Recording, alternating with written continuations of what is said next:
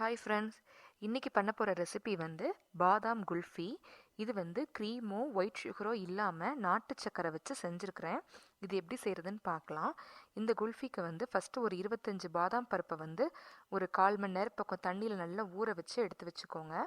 அது கூட சேர்த்து ஒரு 25 முந்திரி பருப்பு, அதுக்கப்புறம் பார்த்தீங்கன்னா பால் ஆடை. நான் வந்து ஒரு 2 நாளைக்கு சேர்த்து எடுத்து வச்சேன். இந்த மாதிரி பால் ஆடையை மட்டும் திக்காக எடுத்து ஃப்ரிட்ஜில் சேர்த்து எடுத்து வச்சுருந்தேன்.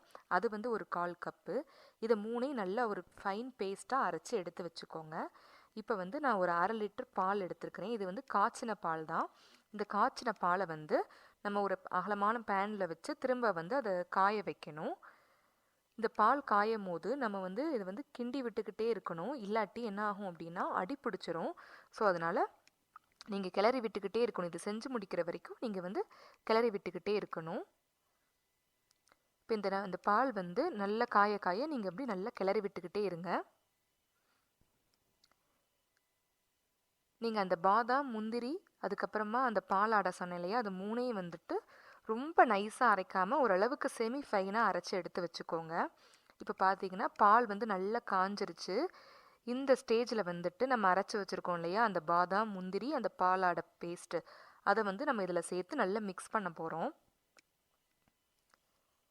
தண்ணி சேர்த்து நீங்கள் அரைக்கக்கூடாது. அந்த பாலாடையில் இருக்க தண்ணியே போதும் அதுக்கு.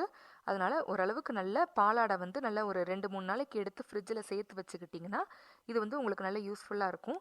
இல்லை பாலாடை இல்லைன்னா கூட நீங்கள் பால் ஊற்றி அரைச்சிக்கோங்க. பாலாடை போட்டிங்கன்னா இன்னும் கொஞ்சம் நல்ல ஃப்ளேவர் நல்லாயிருக்கும். இப்போ நம்ம அந்த அரைச்ச பேஸ்ட்டை போட்டுட்டு இதை வந்து நல்லா இந்த மாதிரி கைவிடாமல் நீங்கள் கிளறிக்கிட்டே இருக்கணும். ஏன்னா நம்ம முந்திரி பருப்பும் இந்த பாதாமும் போட்டிருக்கிறதுனால இது வந்து சீக்கிரம் வந்து கட்டி ஆகிடும். ஸோ அதனால் நீங்கள் வந்து கைவிடாமல் இந்த மாதிரி வந்து கிளறிக்கிட்டே இருக்கணும்.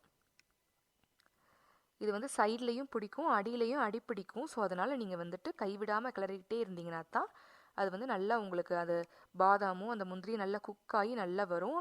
நீங்கள் கொஞ்சம் கிண்டாமல் விட்டுட்டிங்கன்னா அது தீஞ்சிருச்சுன்னா அந்த குல்ஃபியில் வந்து அந்த தீஞ்ச வாடை வந்துடும். அதனால் கொஞ்சம் கேர்ஃபுல்லாக இந்த மாதிரி நல்லா கிண்டி விட்டுட்டே இருங்க. இது ஓரளவுக்கு நல்லா வந்துட்டு அந்த பாதாமும் முந்திரியும் நல்லா வெந்து வரும்போது கொஞ்சம் லைட்டாக திக்காகும். அந்த ஸ்டேஜில் வந்துட்டு நாட்டு சர்க்கரையும் நான் வந்து ஒரு ஏலக்காய் பவுடர் வந்து ஒரு 1/4 டீஸ்பூன் போட்டிருக்கிறேன். நீங்கள் இந்த ஸ்டேஜில் வேணுன்னா குங்குமப்பூவும் சேர்த்துக்கலாம். அதுவும் நல்ல ஃப்ளேவர் கொடுக்கும். நாட்டு சர்க்கரை பார்த்திங்கன்னா சும்மா ஒரு 10 ஸ்பூன் தான் போட்டிருக்கேன். அதுவே வந்து கரெக்டாக இருந்தது உங்களுக்கு. ஸோ உங்களுக்கு இன்னும் இனிப்பாக வேணும்னு நினச்சிங்கன்னா கூட ஒரு ஸ்பூன் நீங்கள் போட்டுக்கலாம். இப்போ நாட்டு சர்க்கரை இதெல்லாம் போட்டு நீங்கள் நல்லா அது நல்லா மிக்ஸ் ஆகி இந்த மாதிரி நல்லா கொதிக்கணும். கொதித்து அது நல்லா ஒன்று சேர்ந்து அப்படியே கொஞ்சம் திக்காக ஆரம்பிக்கணும். அது வரைக்கும் நீங்கள் வந்து கிளறி விட்டுக்கிட்டே இருங்க. நாட்டு சர்க்கரை போட்டு கொஞ்சம் மீடியம் ஃப்ளேமில் வச்சுக்கோங்க. இல்லாட்டி அது சீக்கிரம் அடி பிடிச்சிரும். இப்போ பார்த்தீங்கனாலே உங்களுக்கே தெரியும் அது வந்து கொஞ்சம் நல்ல ஓரளவுக்கு ரொம்பவும் கட்டியாக இல்லாமல் ரொம்பவும் தண்ணியாக இல்லாமல் மீடியமாக திக்னஸாக வரும். அந்த ஸ்டேஜ் வர வரைக்கும் வச்சுருந்துட்டு நீங்கள் ஆஃப் பண்ணிடணும் இதை. இப்போ இது நல்லா அந்த குல்ஃபி அந்த திக்காக ஆரம்பிச்சிருச்சு. நான் இந்த ஸ்டேஜில் வந்து இப்போ அதை அடுப்பை ஆஃப் பண்ணிவிட்டு என்ன பண்ண போகிறேன்னா இது வந்து நல்லா ஆற வச்சிடணும். இது வந்து நல்லா சுத்தமாக வந்து சூடே இருக்கக்கூடாது. நல்ல ரூம் டெம்பரேச்சர் ஆகிற வரைக்கும் நல்லா ஆறிடணும். இப்போ பார்த்தீங்கன்னா இது நல்லா ஆறிடுச்சு. இது நல்லா ஆறினதுக்கு அப்புறமா வந்து என்கிட்ட வந்து குல்ஃபி மோல்டு இருக்குது. அதனால் நான் வந்துட்டு குல்ஃபி மோல்டில் இந்த மாதிரி இதை வந்து ஃபில் பண்ணிக்கிறேன். இதை நீங்கள் வந்து மேலே வந்து ததும்ப ஃபில் பண்ணக்கூடாது. அதை ஃபில் பண்ணிங்கன்னா நீங்கள் இதை ஊற்றிட்டு அந்த இதை வச்சு க்ளோஸ் பண்ணுறப்ப அது மேலெல்லாம் அப்படியே வடிஞ்சு வந்துடும். அதனால் வந்துட்டு அந்த லைன் கொடுத்துருப்பாங்க அந்த எட்ஜ் வரைக்கும் நீங்கள் ஃபில் பண்ணிங்கனாலே போதும். அப்போ தான் நீங்கள் க்ளோஸ் பண்ணுறப்ப அது வந்து வடிஞ்சு வராது. ஸோ இந்த மாதிரி நீங்கள் ஃபில் பண்ணிவிட்டு இது நல்லா இந்த மாதிரி நேராக ஸ்ட்ரைட்டாக வச்சு க்ளோஸ் பண்ணிவிட்டு இதை நீங்கள் ஃப்ரீசரில் ஒரு 5 to 6 மணி நேரம் அது ஃப்ரீஸ் ஆகிற வரைக்கும் வச்சுட்டிங்கன்னா இந்த குல்ஃபி வந்து ரெடி ஆகிடும்.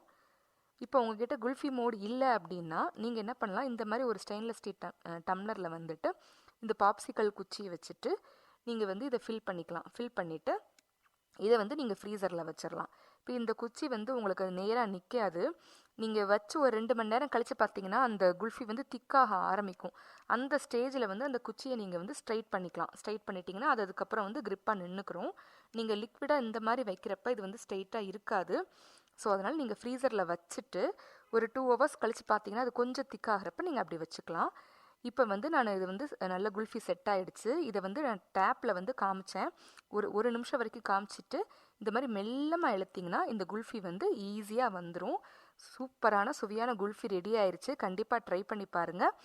என்னோட இந்த ரெசிபி பிடிச்சதுன்னா என்னோட சேனலை லைக் பண்ணுங்கள், ஷேர் பண்ணுங்கள், கமெண்ட் பண்ணுங்கள், முக்கியமாக சப்ஸ்கிரைப் பண்ணுங்கள். தேங்க்யூ.